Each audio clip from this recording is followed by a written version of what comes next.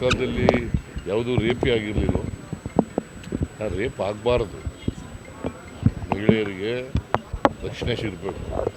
But ಸಮಾಜದಲ್ಲಿ ಸಮಾಜಘಾತಕ ಶಕ್ತಿಗಳು ಇಂಥ ಕೆಲಸ ಎಲ್ಲ ಮಾಡ್ತಾರೆ. ಅವ್ರ ಮೇಲೆ ಸೀರಿಯಸ್ ಆಗಿ ಕ್ರಮ ತಗೋತೀವಿ.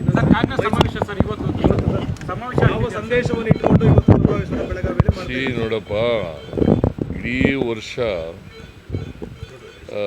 ನಾವು ಈ ಜೈ ಬಾಪು, ಜೈ ಭೀಮ್, ಜೈ ಸಂವಿಧಾನ ಅಭಿಯಾನವನ್ನು ಮಾಡ್ತೀವಿ. ಗಾಂಧೀಜಿಯವರ ತತ್ವಾದರ್ಶಗಳು ಈಗ ಜನರಿಂದ ಸ್ವಲ್ಪ ದೂರ ಆಗ್ತಾ ಇದ್ದಾವೆ ಅಂತಕ್ಕಂಥ ಭಾವನೆ ಇದೆ. ಮತ್ತೆ ಅದನ್ನು ಪುನಃಸ್ಥಾಪನೆ ಮಾಡಲಿಕ್ಕೋಸ್ಕರ ಗಾಂಧಿ ಇವತ್ತು ಕೂಡ ನಮಗೆ ಪ್ರಸ್ತುತ, ಗಾಂಧಿ ವಿಚಾರಗಳು ಪ್ರಸ್ತುತ. ಅದಕ್ಕೋಸ್ಕರ ಅವುಗಳನ್ನು, ಯಾಕಂದರೆ ಗಾಂಧಿ ಸೌಹಾರ್ದತೆ ಇರಬೇಕು, ಸಮಾನತೆ ಬರಬೇಕು, ಅಸ್ಪೃಶ್ಯತೆ ಹೋಗಬೇಕು, ಮಹಿಳೆಯರಿಗೆ ಸ್ವಾತಂತ್ರ್ಯ ಇರಬೇಕು, ಮಹಿಳೆಯರ ಹಕ್ಕುಗಳ ರಕ್ಷಣೆ ಆಗಬೇಕು ಅಂತೇಳಿ ಪ್ರತಿಪಾದನೆ ಮಾಡಿದ್ವಿ. ಅದನ್ನು ಮತ್ತೆ ನಾವು ಸಂವಿಧಾನದಲ್ಲಿ ಮಹಾತ್ಮ ಗಾಂಧೀಜಿ ಹೇಳಿದಂಥ, ಬಸವಣ್ಣವರು ಹೇಳಿದಂಥ, ಕನಕದಾಸರು ಹೇಳಿದಂಥ ವಿಚಾರಗಳನ್ನೆಲ್ಲ ಕೂಡ ಸಂವಿಧಾನದಲ್ಲಿ ಇದ್ದವು. ಆ ವಿಚಾರಗಳೆಲ್ಲ ಇದ್ದವು.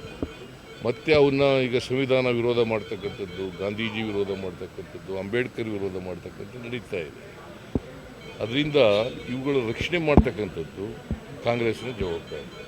ಸಂವಿಧಾನದ ಪರವಾಗಿರ್ತಕ್ಕಂಥವ್ರು ನಾವು, ಅವರು ಮನುವಾದದ ಪರವಾಗಿರ್ತಕ್ಕಂಥವ್ರು ಅವರು. ಇಲ್ಲ, ಅವ್ರಿಗೆ ಹುಷಾರಿಲ್ಲ ಅಂತ ಬಂದಿಲ್ಲ, ಹುಷಾರಿಲ್ಲ ಅಂತ ಬರ್ತಾ ಇಲ್ಲ. ನೀವು ಅವರು ಸಮಾವೇಶದಿಂದ ದೂರ ಅಂತ ಮಾಡೋಕ್ಕೆ ಹೋಗ್ಬೇಡಿ. ಯಾವುದೋ ಒಂದು ಟಿ ವಿನಲ್ಲಿ TV9, ಯಾರೋ TV9 ಅವರು, TV9ನಲ್ಲಿ ಸಮಾವೇಶದಿಂದ ದೂರ. ಏನು ವಾಟ್ ಮೆಸೇಜ್ ಹುಡುಗೋ?